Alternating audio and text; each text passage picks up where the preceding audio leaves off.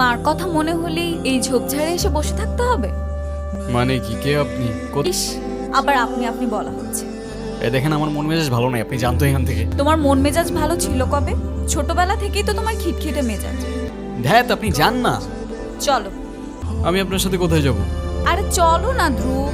আপনি দেখতেছি আমার নামও জানেন। আমি তো সবই জানি। কিভাবে? তোমার কি এখনো কিছু মনে পড়ছে না? কি মনে পড়বে? উফ, আগে তো এমন ছিলে না। আবার বলবে না তো তুমি আমার নামও জানো না। ধ্যাত, আমার কথা শেষ হয় নাই তো।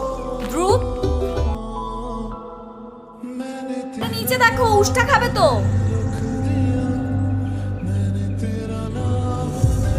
এই আপনি আবার আমার পিছু করা শুরু করছেন না? জানতো আপনি বিরক্তিকর।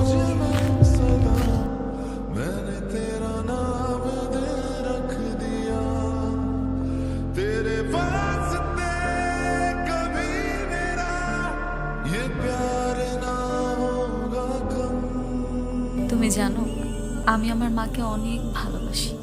দিন মাকে দেখি না। ফজলপুরের এক লোক আমার মাকে 30 বছর ধরে আটকে রেখেছে। এই ফজলপুরে কার এত সাহস আছে যে তোমার মাকে আটকায় রাখে? তোমার মাকে ছাড়াই নি।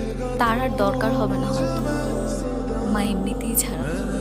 আমি মার সাথে 700 সাগর আর 1300 নদীর ওপারে চলে যাব। তো যাও। আমি চলে গেলে তুমি আমাকে মিস করবে না ধ্রুব? মিস করে আর লাভ কি?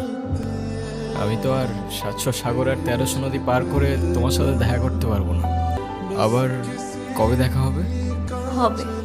আর যদি না হয় তাহলে ভেবে নিও আমি মার সাথে চলে গেছি।